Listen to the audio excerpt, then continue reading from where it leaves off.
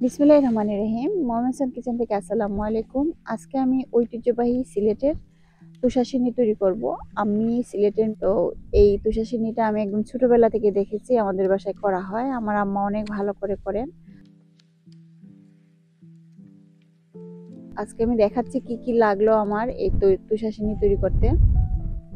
তেজপাতা, এলাচি, দারচিনি, কিশমিশ নিয়েছি, বাটার নিয়েছি, তেল নিয়েছি, ময়দা, চিনি, পানি, যা যা লাগবে তা একদম মেপে মেপে নিতে হবে। কোনো দোকানে যদি আপনারা বলেন যে এত টাকার চিনি করব, তো ওরা হিসাব করে একদম মেপে মেপে দিয়ে দেয়। বাংলাদেশে মানে আমাদের সিলেটে বিশেষ করে, জানি না অন্য জায়গার কথা, কিন্তু আমরা যে জায়গায় বড় হয়েছি এভাবেই আমরা আম্মা আনায় নিতেন। আমি একটা পাতিল বসিয়ে দিলাম, পানি দিলাম 2.5 কাপ। 2.5 কাপ পানির জন্য আমি 2 কাপ চিনি দেব। 2 কাপ চিনি দিয়ে আমি চিনি শিরাটা তৈরি করব। 2.5 কাপ পানি দিয়েছি, এখন 2 কাপ চিনি দিলাম।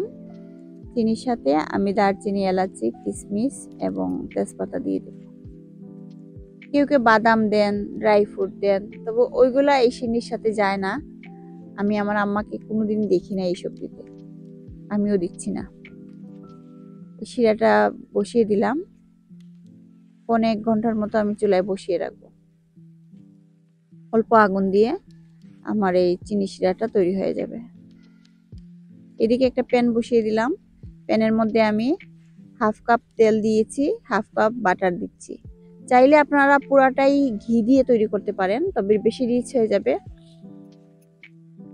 আমি 1/2 কাপ তেল, 1/2 কাপ বাটার দিয়ে দিলাম। যখন গরম হয়ে যাবে, বাটারটা গলে যাবে, তখন আমি ময়দাটা দিয়ে দেব। একটু সময় নিয়ে, ধৈর্য নিয়ে করে নিতে হবে এই সিন্নি। এখন আমি 2 কাপ ময়দা দিচ্ছি। 1 কাপ তেল এর সাথে 2 কাপ ময়দা, 1 কাপ মানে 1/2 কাপ তেল, 1/2 কাপ বাটারের সাথে 2 কাপ ময়দা আমি দিয়ে দিলাম। ভালোভাবে নাড়তে হবে, অনেকক্ষণ নাড়তে হয়। আমরা যখন এই সিন্নিটা তৈরি করি সিলেটে, বাংলাদেশের কথা বলতেছি, আমার আম্মা যখন তৈরি করেন তখন সবসময় বলবেন একদম পাক হয়ে, মানে উজু পরে এই সিন্নিটা তৈরি করো, কারণ এই সিন্নিটা সবার হাতে হয় না। এত সুন্দরভাবে তুষার সিন্নিটা সবার হাতে হয় না। এইটা মেনে নিতে হয় যে একটু পাক ঝাঁক হয়ে তারপরে এই সিন্নিটা তৈরি করো, একদম গরম সিন্নি বলে। আমরা সিলেটিরা সবাই জানি, বাসায় সবার বাসায় এই সিন্নিটা তৈরি করা হয়, এবং আমি আজকে শেয়ার করলাম, সবাই একটু দেখে নেবেন আমাদের সিলেটের এই সিন্নিটা। আমরা হালুয়া বলি না, আমরা তুষার সিন্নি বলি। অনেকে হালুয়া বলেন, তবে হালুয়া অন্যরকম। তুষার সিন্নির জন্য অনেক সময় দিতে হয়। এটা কালার দেখেন কিরকম চেঞ্জ হয়ে গিয়েছে। কালার যত নাড়বেন, যত ভেজে নেবেন, তত কালারটা সুন্দর আসবে। অনেকক্ষণ ধরে নাড়তে হবে, এবং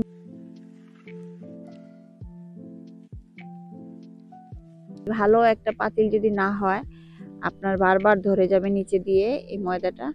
তো এই প্যানটা আমার এত ভালো, মানে আমি তৈরি করতে পারতেছি ভালোভাবে এই সিন্নিটা। আমি এখন এই শিরাটা দিয়ে দিলাম।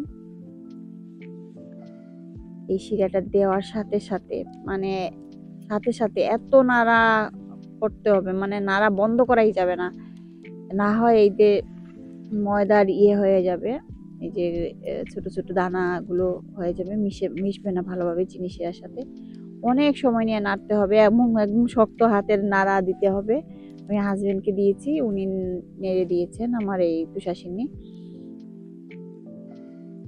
দেখেন কালারটা, ওয়াও, মানে দারুণ হয়েছে, দেখতেও দারুণ, খেতেও অবশ্যই দারুণ হবে। আজকে আমি রোজা রেখেছি, তো এই 6টা রোজার একটা রোজা আজকে আমার শেষ হচ্ছে। তো আমি ভাবলাম একটু সিন্নিটা তৈরি করে নিই সন্ধ্যার সময়, ইফতারের পরে। খেতে ইচ্ছে করতেছে আর কি। বাংলাদেশ থেকে দূর, তো বাংলাদেশে যখন ছিলাম তখন আসলে সবসময় হাতের কাছে এই সিন্নিগুলো পাওয়া যেত। এখন তো কেউ করে দেবে না, নিজেকেই সবকিছু করে নিতে হবে। আম্মাও পাশে নাই, ভাই বোন সবাই ধরে। আপনারা এইভাবে ট্রাই করে দেখবেন, অনেক ভালোভাবে একটা তুষার সিন্নি তৈরি করে নিতে পারবেন। আমি বক্সে ভরে রাখতেছি। আমার মামা আছেন এখানে, মামা যদি আসেন মামাকে দিব, আমার ছেলেরা আসলে তাদের দিব, নিজেরা খাবো। ভালো থাকবেন সবাই, লাইক দেবেন ভালো লাগলে। আল্লাহ হাফেজ।